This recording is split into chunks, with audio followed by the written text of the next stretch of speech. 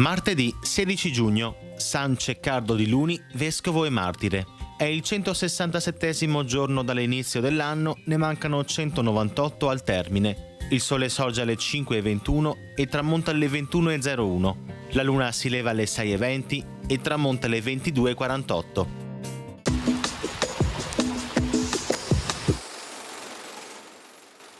A Venezia, nella chiesa dei Santi Giovanni e Paolo, vengono solennemente tumulate le salme dei fratelli Attilio ed Emilio Bandiera e di Domenico Moro, martiri del Risorgimento.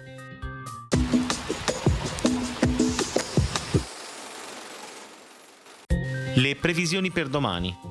Cielo in prevalenza poco nuvoloso, sui monti di pomeriggio a tratti parzialmente nuvoloso o nuvoloso con qualche pioggia. Temperature in aumento.